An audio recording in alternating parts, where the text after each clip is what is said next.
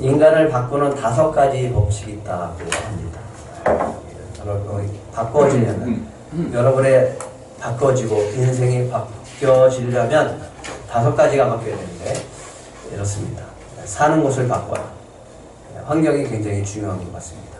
그래서 맹자가 자기의 교육을 위해서 잘했던 거죠. 사는 곳을 이렇게 바꿔가는 것이 굉장히 중요하다라고 합니다. 사람이 중요합니다. 만나는 사람이 누구냐. 그래서 성공하는 사람들은 성공하는 사람을 찾아가고 하는 거죠.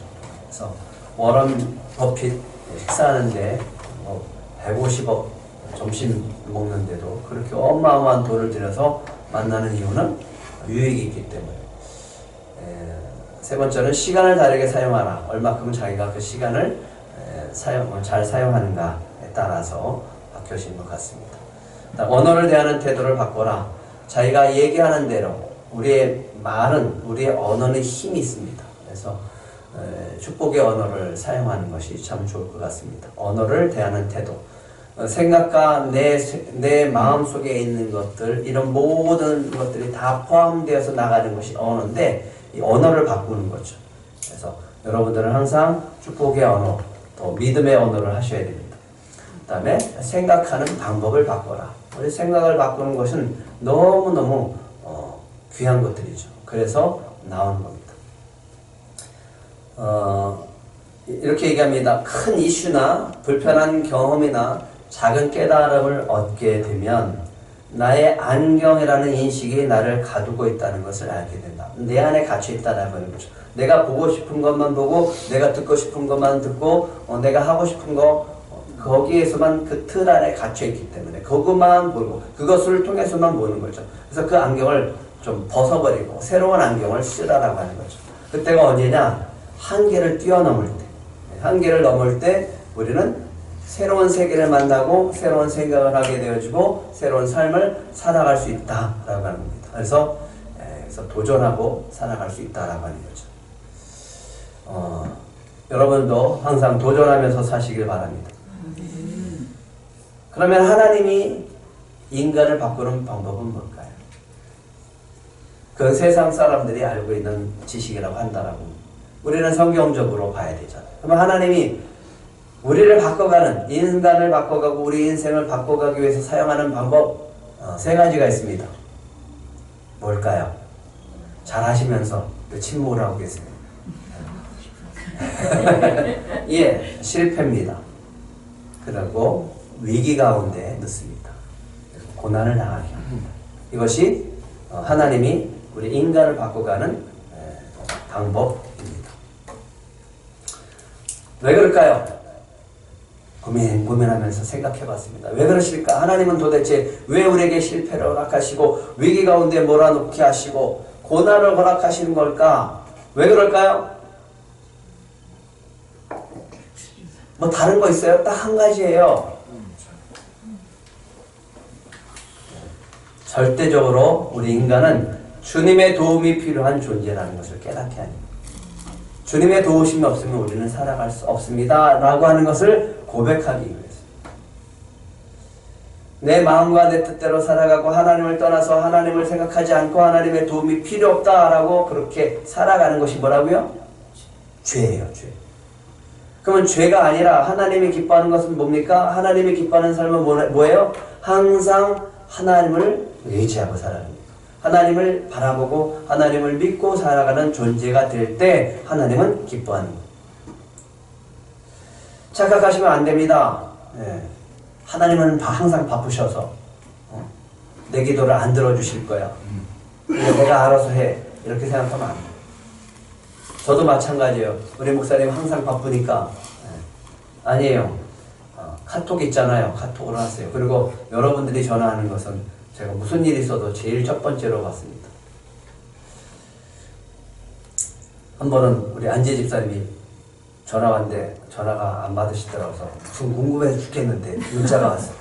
잘못 눌렀어요. 전화가 오면 저는 되게 궁금해요. 그 다음에 좀 문자가 왔는데 얼마나 반갑던지. 잘못 눌렀어요. 예, 절대적으로 주님의 도움이 필요한 존재라는 것을 깨닫게 하시기 위해서 주시는 겁니다. 그러니까 우리가 실패와 위기와 고난이 찾아왔을 때 어떻게 반응하는가가 중요합니다. 자신감에 넘쳤어요. 저는 절대로 주님을 떠나지 않을 거예요. 저는 절대로 주님 곁을 떠나지 않을 거예요. 저는 그런 사람 아닙니다. 그렇게 얘기했어요, 베드로가. 모두 주를 버릴지라도 난 결코 버리지 않을 겁니다. 이건 진심이라니까요. 그럼 베드로의 믿음이라고요, 결단이라고요, 의지라고요. 근데 예수님이 얘기합니다. 마태복음 26장 34절 한번 같이 읽겠습니다. 시작. 예수께서 이르시되 내가 진실로 내게 이르노니 오늘 밤 닭 울기 전에 내가 3번 나를 부인하리라. 한 번도 아니고 2번도 아니고 3번이나 부인한대요. 왜 그럴까요? 왜 그럴까요? 예수님이 베드로에게 뭘 주는 거예요? 네, 실패할 수 있는 기회를 허락해 줍니다. 너는 실패를 해야 된다라고. 실패하지 않으면 자기 의지로, 자기 결단으로 믿어요. 그거 아니라, 그게 믿음이 아니라.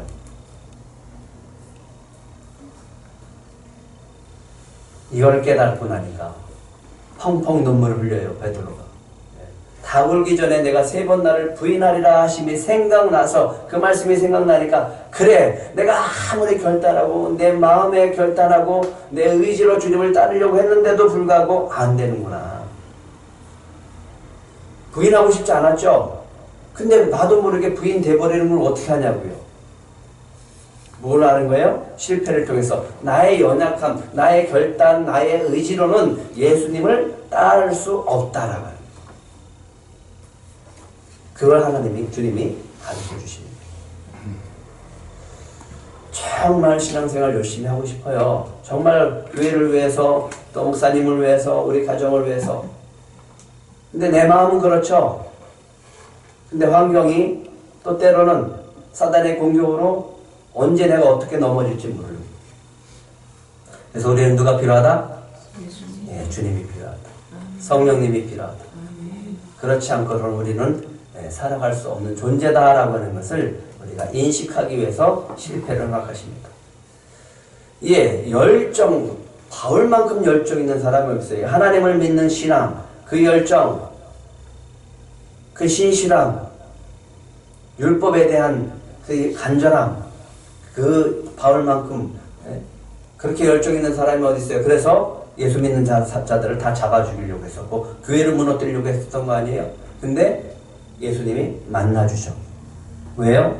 그의 잘못된 열심을 바꿔주기 위해서. 하나님의 진정한 하나님 나라를 위해서 예수님을 향해서 열심을 내라고 이방인의 사도가 되게 하기 위해서 만나주십니다. 그리고 바꿔주세요. 갑자기 빛이니까 땅에 엎드리죠. 소리가 납니다. 사울아, 사울아, 내가 어찌 나를 박해하느냐. 누구십니까? 나는 내가 박해하는 예수다. 예, 그가 갖고 있는 믿음이 있어요. 하나님을 향한 간절한 믿음, 열심, 그가 갖고 있는 지식, 그가 갖고 있는 인식하는 것들, 삶의 방향, 이 모든 열정, 이런 것들을 예수님을 통해서 만나주심으로 확 바꿔버렸어요. 어디로요? 정말 제대로 믿는 믿음, 바른 믿음, 올바른 믿음, 예수님이 누군가 라고 하는 것을 알게 하기 위해서. 그걸 알고 나니까 갑자기 바뀌어요. 이렇게 바뀝니다. 즉시로 각 회당에서 예수가 하나님의 아들이심을 전파했다. 근데 이 예수가 하나님의 아들이심을 전파하는데 전에는 하나님의 아들이라고 하면은 잡아 죽였던 사람이 하나님의 아들이라고 고백하면서 가진 핍박과 고난이 찾아오는데도 불구하고 이거 포기하지 않고 달려가요. 하나님이 이 방향을, 잘못된 방향을 틀어서 예수님을 통해서 만나주셔서 방향을 틀어주니까 올바른 방향을 해서 목숨 걸고 나가는 것을 볼 수 있습니다. 21절도 한번 읽어볼까요? 사도행전 9장 21절 시작. 듣는 사람이 다 놀라 말하되 이 사람이 예루살렘에서 이 이름을 부르는 사람을 멸하려던 자가 아니냐. 여기 온 것도 그들을 결박하여 대제사장들에게 끌어가고자 함이 아니냐 하더라. 이렇게 변했다라고 하는 거예요. 네. 변화가 되어졌죠. 그러니까 행동이 변화되어지고 삶이 변화되어지고 믿음을 가지고 이방인의 사도로 목숨을 걸고 달려가는 사람이 바로 바울이었다라는 거예요. 뭘 통해서요? 예수님을 만나서 이제 그를 향해서 얘기하십니다. 고난을 통해서 그가 세워질 것이다 라고 하는 거죠. 하나님이 인간을 바꾸기 위해서 사용하는 방법이 뭐라고요? 실패, 위기, 고난입니다. 이게 찾아오면 이제 이렇게 해석하셔야 돼요. 이렇게 해석하셔야 됩니다. 따라해 보시기 바랍니다. 나를 변화시키기 위해 주님이 찾아오셨구나 라고 생각하시면 됩니다. 실패했어요? 그러면 그 자리에서 주님이 나를 변화시키기 위해서 이 실패를 허락하셨습니다. 예, 이 위기는 나를 변화시키기 위해서 주님이 허락하신 위기입니다. 이 고난은 나를 변화시키기 위해서 주님이 허락하신 고난입니다. 그리고 실패와 위기와 고난 속에서 주님이 함께 찾아오시는 줄 믿으시기 바랍니다. 빌립보 교회를 시작했어요. 지난주에 빌립보 교회가 세워졌죠. 드아디라시에 있는 자색 옷감 장사로서 하나님을 섬기는 루디아라 하는 한 여자. 누굴 섬겼다고요? 하나님을 섬겼어요. 근데 누구는 몰라요? 예수님을 몰라요. 유대교이기 때문에 이 유대교회에 있었던 루디아를 이제 예수 그리스도의 복음을 통해서 기독교로 개종하게 되어진 거죠. 하나님을 섬기는 루디아를 통해서 빌립보 교회가 세워졌는데 지난 시간에 얘기했죠. 어떤 교회로 세워졌다고요? 네, 가정교회. 빌립보 마케도냐에서 최초로 세워지는 이 루디아 교회는 가정교회였다라고 합니다. 그래서 올 한 달 여러분들에게 가정교회가 세워질 것을 목표로 하고 기도하시고요. 꼭 온 가족이 모여서 예배 한번 드려보세요. 예배 드리시고. 예, 아멘 하세요. 가족 손 붙잡고 같이 기도하고 예배 드려보세요. 5월달에는 저희 아버님이 소천한 날이라서 온 가족이 믿지 않는 형제들이 다 모여서 저희 집에서 예배를 드리려고 계획하고 있습니다. 안 믿어요. 근데 유일하게 그들이 예배 드린 날이 있어요. 아버님 소천한 날 오셔서 같이 이렇게 예배 드리려고 합니다.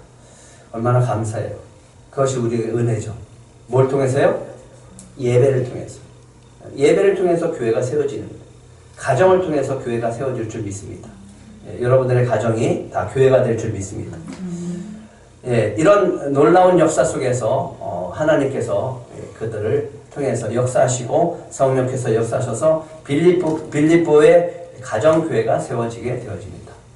이제 또 다른 교회가 세워지기 위해서 바울은 복음을 들고 나가죠. 그리고 기도합니다. 기도할 것을 또 찾고 기도하는 곳으로 가서 또 기도하기 위해서 가는데 거기에 점치는 귀신 들린 여종 하나를 만나게 되어집니다. 귀신이 들렸는데 어떤 귀신이 들렸다고요? 점치는 귀신. 근데 점치는 귀신이 들렸으니까 이 여인을 통해서 돈이 들어오기 시작하죠. 근데 여기서 보면 주인들이라고 했어요. 복수를 쓰고 있어요. 그러니까 이 점치는 여인 하나를 두고서 주인이 여럿이에요. 그러다 보니까 이 여인이 돈을 많이 벌면 나눠 가져야 되는 거죠. 큰 이익이라고 했어요. 돈을 많이 번다라고 하는 거예요. 그럼 요즘 말로 이 점치는 귀신 들린 여종은 누구예요? 용한무당이죠. 용한무당. 제가 그랬잖아요. 요즘 용한무당들은 앞에 뭘 붙인다 그랬어요? 같이 내린다. 유튜브 보세요. 그 다음에 돌아다녀 보세요. 그 현수막에 앞에 써있다니까요. 갓 신내린. 왜 갓 신내린 것을 강조할까요? 제가 얘기했잖아요. 용하다고. 용해서. 그런데 이 용한 점치는 귀신 들린 여인이 자꾸만 너무 용하다 보니까 알아요. 바울을 알아보는 거예요. 실라를 알아봐요. 17절 한번 다시 읽겠습니다. 시작. 그가 바울과 우리를 따라와 소리를 질러 이르되 이 사람들은 지극히 높은 하나님의 종으로서 구원의 길을 너에게 전하는 자라. 아니 그럼 들으면 좋잖아요. 바울이 인정받고 있잖아요. 신라가 인정받고 있잖아요. 용한 점쟁이가 나를 보고서 알아봐. 누구를 알아보고 있어요?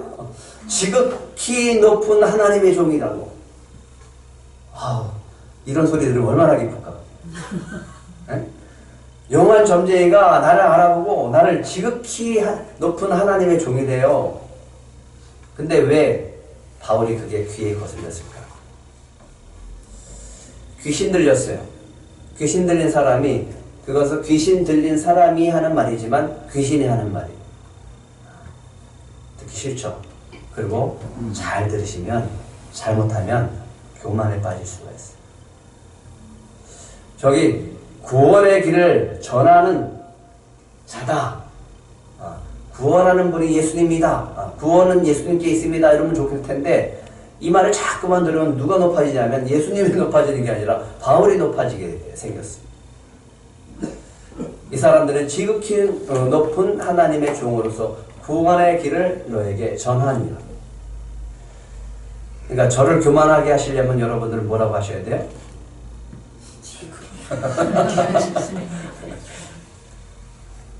근데 점치는 사람들의 공통점이 있어요. 과거는 잘 맞춰도 미래는 잘 못 맞춰요. 왜 그럴까요? 네. 미래는 누가 주관하니까? 하나님이 주관하니까 그렇습니다. 네. 우리 하나님만 미래를 주관하시고 알고 계십니다. 이사야 41장 22절부터 24절까지 한번 같이 읽어볼까요?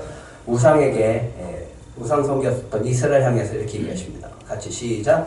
장차 당할 일을 우리에게 진술하라. 또 이전 일이 어떠한 것도 알게 하라. 우리가 마음에 두고 그 결말을 알아보리라. 혹 앞으로 올 일을 듣게 하며 뒤에 올 일을 알게 하라. 그리게 하면 너희가 신들인 줄 우리가 알리라.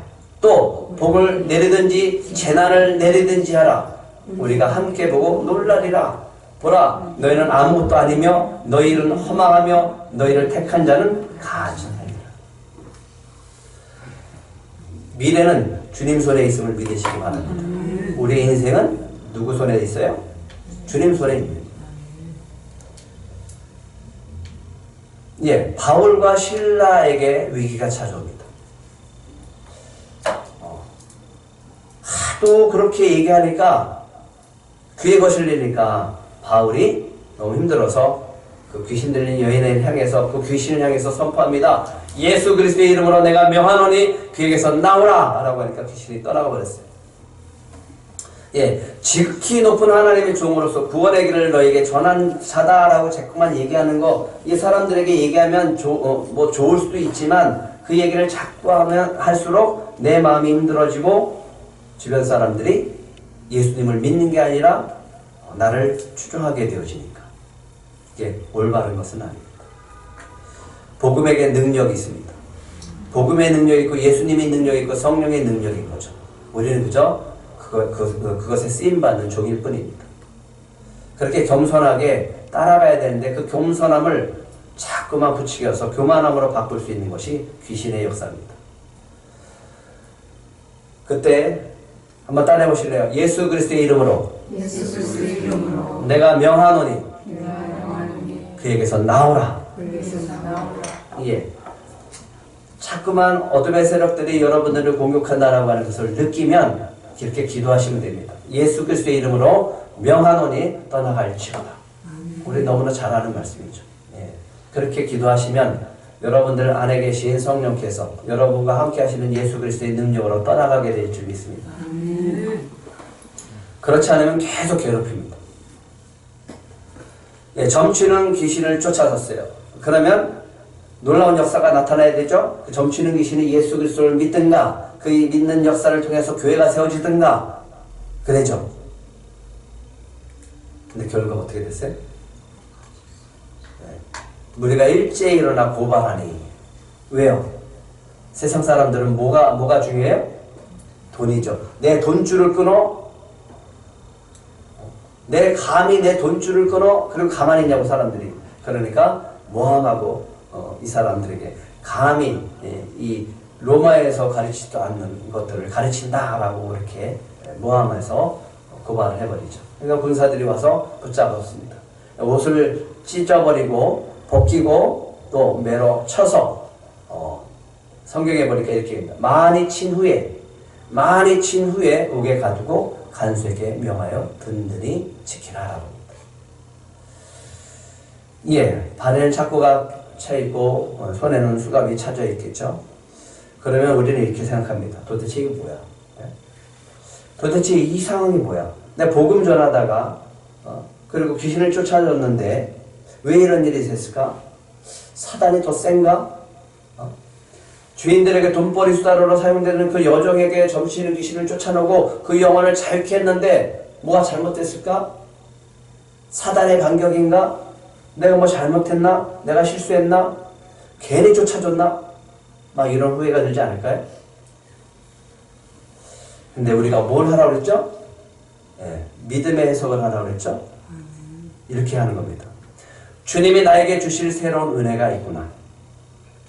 이해가 가지 않으면, 그래서 내가 이런 상황 가운데서 내가 원하지 않고 알 수 없는 상황 속에서 위기 가운데 처하고 그 위기, 고난 속에서 처하고 그 실패 가운데 내가 처했을 때 이런 믿음의 고백을 해야 됩니다. 주님이 나에게 주실 새로운 은혜가 있구나. 따라해 보실래요? 주님이 나에게 주실 새로운 은혜가 있구나. 이렇게 믿음으로 해석을 하는 거예요. 그렇게 고백을 해버리는 거예요. 아까 그랬죠? 네 번째, 우리 언어의 중요성이 있다 그랬죠.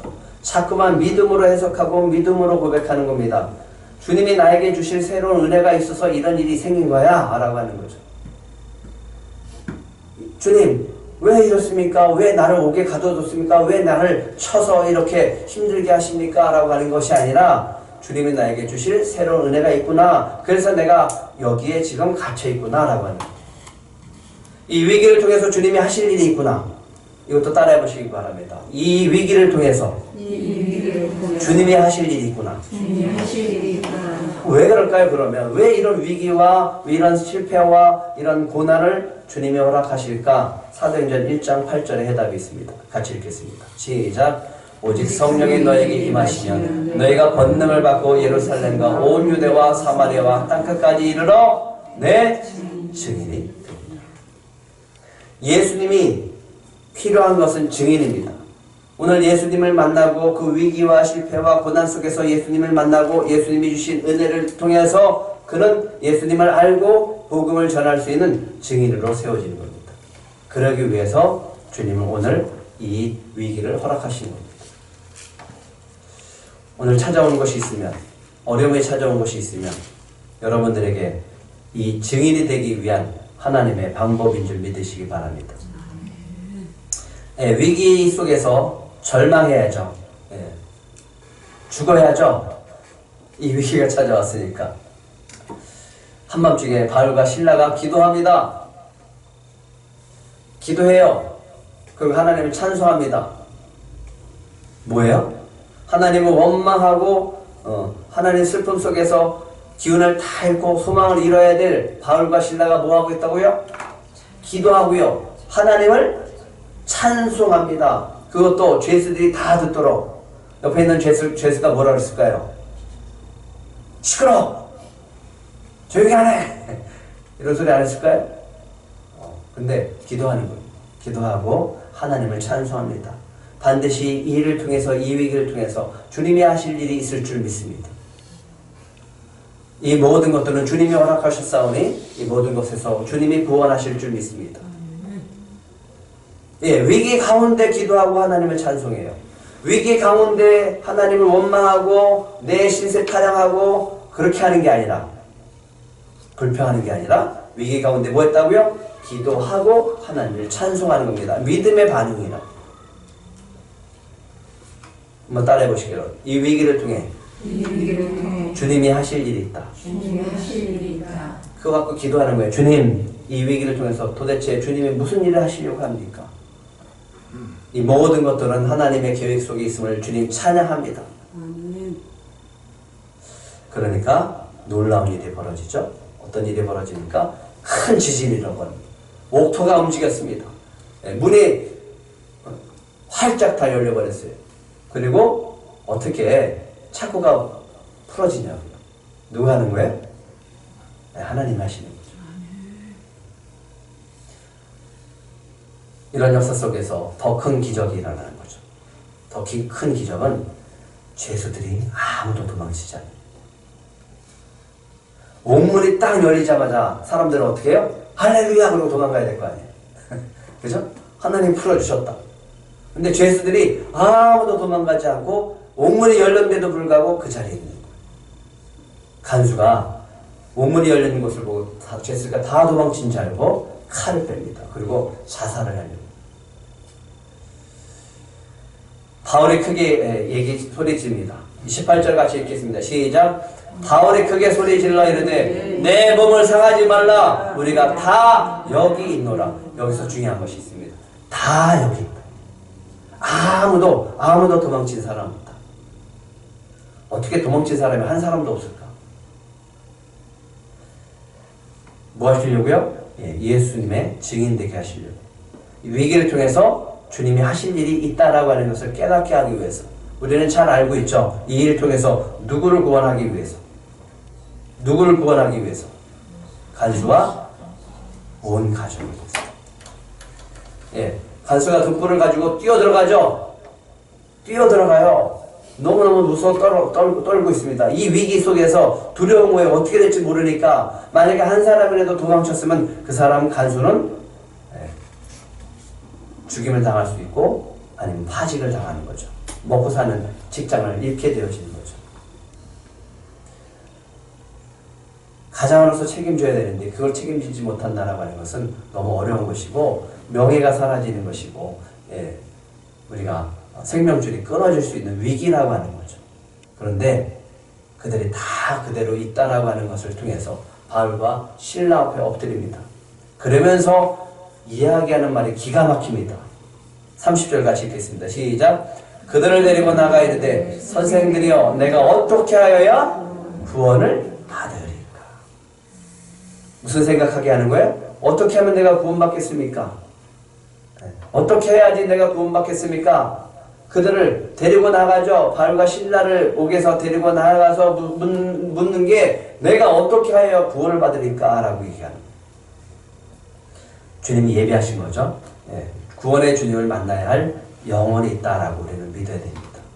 오늘 이 위기 속에서 있을 때 내가 알 수 없는 그 위기 속에 처했을 때 주님은 왜 이런 일이 벌어질까? 이렇게 얘기할 때 이런 믿음이 필요합니다. 구원의 주님을 만나야 할 영혼이 있다. 이 위기를 통해서 주님을 만나야 할 영혼이 있다. 나를 통해서 만나게 할 영혼이 있다. 라고 믿어야 됩니다. 그리고 너무너무 유명한 성경 구절. 이 간수장에 있었던 성경 구절은 우리는 복음을 전할 때 늘 사용하는 성경 구절이니까 같이 한번 읽겠습니다. 사도행전 16장 31절 같이 읽겠습니다. 시작. 이르되 주 예수를 믿으라. 그러면 너와 내 집이 구원을 받으리라. 내가 어떻게 해야 구원을 받으리까? 이렇게 얘기하니까 뭘 믿으라고 그래요? 누구를 믿으라고 그래요? 주 예수를 믿으라. 그리하면 너와 내 집이 구원을 받으리라. 근데 여기서 얘기하는 것은 루디아처럼 얘기합니다. 주 예수를 믿으라. 그리하면 구원을 받으리라가 아니라 주 예수를 믿으라. 그리하면 너하고 내 가정, 내 집이 구원을 받는 것이다. 주 말씀을 그 사람과 그 집에 있는 모든 사람에게 전하더라. 위기 가운데 주님이 허락하신 그 위기를 허락하신 이유가 뭐였어요? 구원받을 영혼이 있기 때문이었어요. 이 위기를 통해서 누군가 구원을 받아야 할 영혼이 있기 때문에 오늘 우리에게 그 위기를 허락하시고 어려움을 허락하셨다는 겁니다. 그 밤에 간수가 바울과 실라를 데려다가 맞은 자리를 씻혀주고 상처에 약을 발라주고 그러면서 자기들한테 세례를 베풀라고 합니다. 세례를 베풀죠. 그들을 데리고 자기 집으로 올라가서 음식을 차려주고 그와 온 집안이 하나님을 믿음으로 크게 기뻐하니라. 34절 같이 읽겠습니다. 시작. 그들을 데리고 자기 집에 올라가서 음식을 차려주고 그와 온 집안이 하나님을 믿음으로 크게 기뻐하니라. 이게 두 번째죠. 빌립보에서 두 번째 그 집이 가정교회로 세워집니다. 빌립보 두 번째 가정교회가 세워졌습니다. 할렐루야. 빌립보서 1장 1절에 보면 이렇게 이야기하고 있습니다. 인사를 합니다.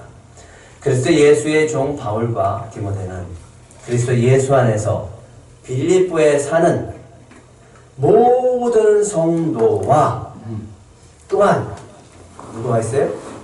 감독들과 또 집사들에게 편지하는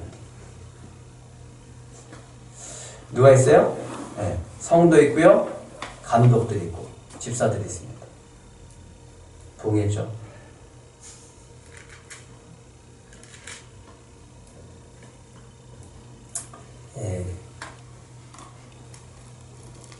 걸림돌이 있고 디딤돌이 있습니다. 이게 제가 전도지를 만들려고 고민하면서 찾은 겁니다. 여기 오른쪽에 보면 그림이 있죠.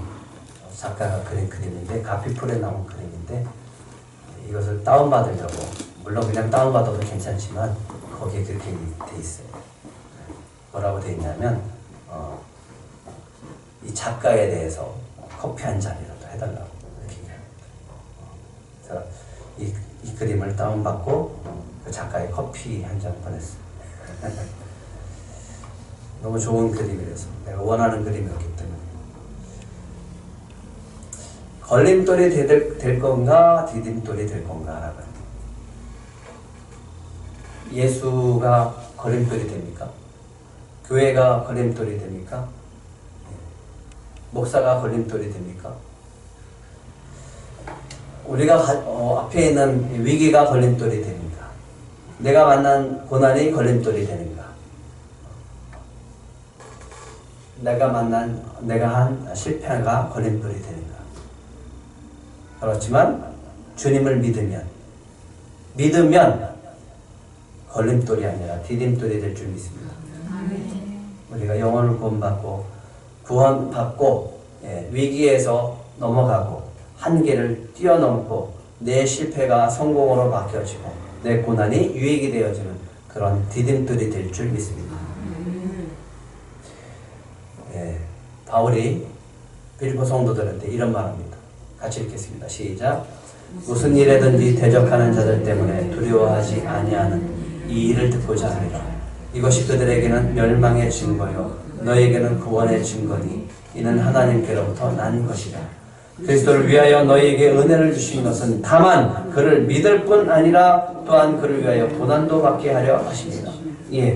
바울이 빌립보 성도들한테 뭘 이야기하고 있어요? 그를 위하여, 예수님을 위하여 모두 받게 하려 하십니다. 고난도 받게 하려 하십니다. 이 모든 것들을 겪고 나니까 그게 은혜인 것이죠. 오늘 나한테 찾아온 위기, 오늘 내가 겪었던 실패, 오늘 나에게 찾아온 고난이 오히려 은혜라고 하는 거죠. 주님은 그것을 통해서 함께 은혜로 찾아오신 줄 믿으시기 바랍니다. 그래서 오늘 빌립보 성도들한테 이렇게 고백을 하고 있습니다. 위기는 예수님의 구원의 주가 되심을 보여주는 은혜다. 이제 5월달입니다. 여러분 안에 가정교회를 세우라고 했죠. 그리고 여러분 주변에 위기에 처했거나 슬픔 가운데 있거나 실패한 사람이 있거나 고난 가운데 있는 사람에게 오늘 이 말씀을 가지고 가서 전해보시기 바랍니다. 따라하겠습니다. 주 예수를 믿으라. 주 예수를 믿으라. 그리하면 그리하면 너와 내 집이 구원을 받으리라. 너와 내 집이 구원을 받으리라. 그분한테 아니면 자신에게 이 말씀을 전하고 그리고 믿어보시기 바랍니다. 그러면 그 주님께서 구원의 역사가 우리를 구원으로 하시고 그 구원의 역사가 우리에게 그 말씀을 전한 영혼들에게 일어나게 되어질 줄 믿습니다.